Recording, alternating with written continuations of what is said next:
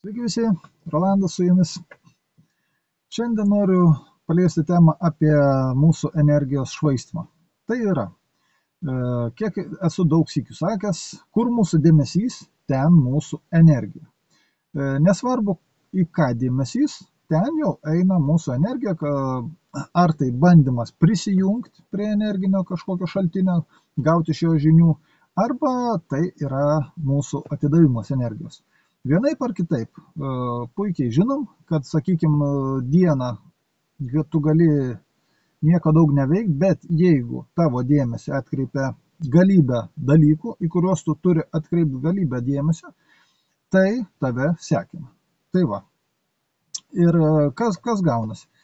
Imkim dabar 30 tos metus nuo 91 metų.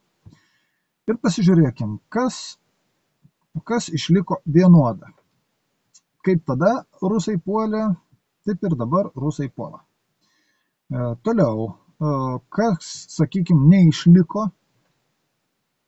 tai iš tikrųjų neliko ko? Pastovumo.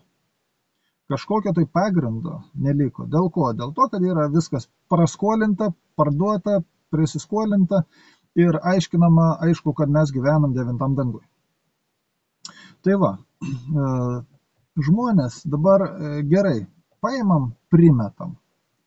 Vat prieš 5 metus, sakykime, kas televizorių žiūrėjo, kas dar ką nors, kas kitokias žinias. Prieš 5 metus, prieš 10 metų, sakykit, kuo tos žinios skiriasi. Skiriasi tik pateikimo aštrumas. Ir nes akių nuvedimas visą laiką buvo, akis nuveda ten, kur jums reikia žiūrėti, ne ten, kur kažkas realiai vyksta. Tai kaip čia pasakius, sakykime, vienam pasaulio taške kas nors kur nors padaro, kad ir kokį, sakykime, nedidelį įvykį. Viskas ten ašaros, ten reikia siųsti pinigus, ten rinkti ir taip toliau.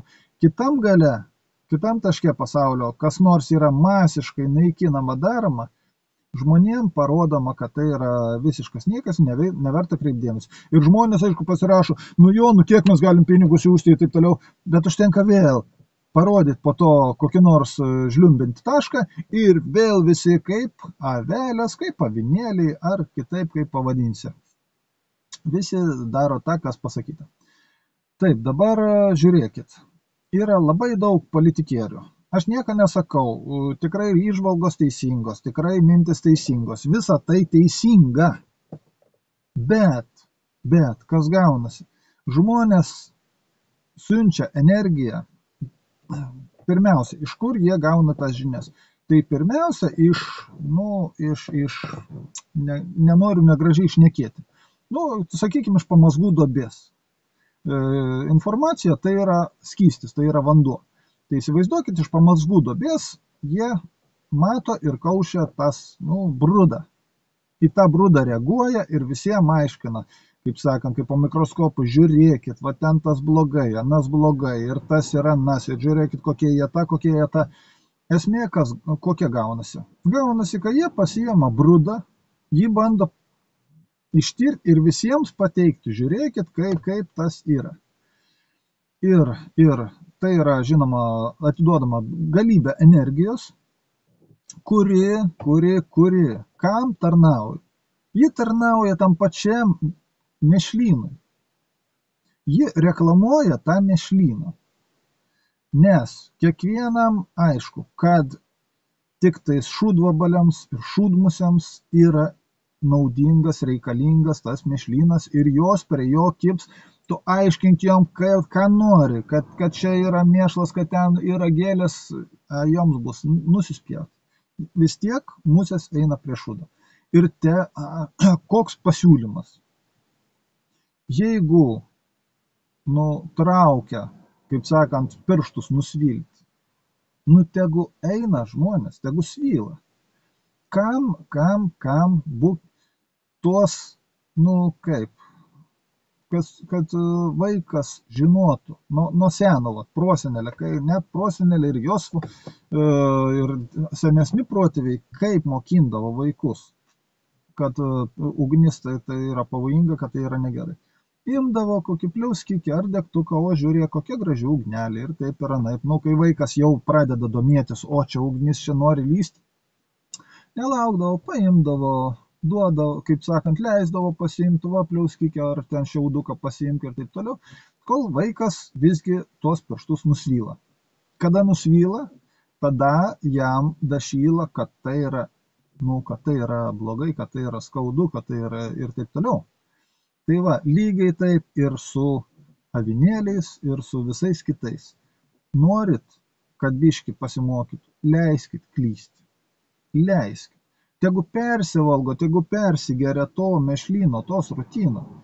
Tegu, kaip sakant, liejasi per visą sausį, jau nebetelpa, tegu galvoju tas dalykas. Tada, kada jie patys matys, kad jau kažkas ne taip, nori, nenori, tada, kaip sakant, tas pristos ir jie pradės atsipeikinėti.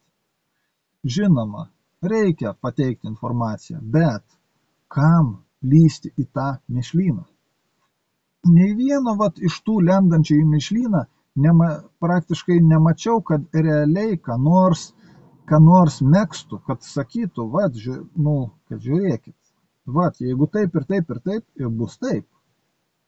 Tokių pasiūlymų kažkaip nemačiau. Matome tik tai, kad kaip visa sistema padaryta, taip palei tą pačią sistemą visi šoka. Ir visi aiškina. Ir, oi, ten žiūrėk, tas asilas, taip pasakė tas ligonis, taip pasakė, o tas dar kažką juokingiau. Ir visi į tą yra įtraukiami. Atsibuskit. Žinoma, pilnai tikrai rimtas dalykas, rimti žmonės labai tiki mokslu, taip sakykime, rimtų mokslu.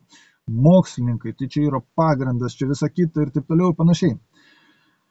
Ir dabar paaiškinkit, aišku, apie čia kaip visus ten vadino įvairiausiais epitetais apklijuoja, etiketės deda, taip pat ir kas liečia plokščiažemius, sakykime. Lygiai taip pat etiketės klijavo, net klijavo tie, kur, sakytum, tikrai eina už sveiką protą. Žinoma, tai buvo skaudu, bet skaudžiausia buvo tai, kad manai, kad žmonės mąstantis, bet kada kažką reikia daugiau pamastyti, jie tiesiog palenda į krūmus, nes jiems tai nenaudinga. Ir kas gaunasi dabar? Dabar NASA pareiškia, praskridusi, ten 18 kartų apskridė ir ten visą kitą, kad Žemės kreivumo jie nemato. Ir pagal viską, kad gaunasi, kad Žemė visgi neapvali. Ar plokščia, kaip ten pasakė. Tai dabar pasakykit man, mielieji, NASA kiek laiko čia apgaudinėja dabar mumis, patys didžiausi tie mokslo žmonės, kur visi biški kas, NASA tą, NASA aną, ten skrydo, ten rodė ir taip toliau. Ir ką dabar? Visiems politikieriams, visiems tiems tikrai noriu klausimą užduoti. Kas toliau? Kodėl apie tai nešnekate? Kodėl nepasikviečia žmonių, neišnagrinėjat to dalyko, sakykime, bent jau kažkiek tai su faktais, kad taip ir taip ir taip ir taip ir taip. Kodėl neišnagrinėjat? Kodėl viso to nebuvo? Kodėl eilinis variantas užklijuot etiketę, kaip mass media daro, ir viskas ir pamiršti, nes tai yra pat naudingiausia. Ir tokiu atveju šitie visi šitie šūkautojai, šitie klijuotojai pasirodė lygiai taip pat, kaip ir visa kita banduomenė. Tai dabar pagalvokit žmonės, kuom skiriasi jie nuo mass medijos.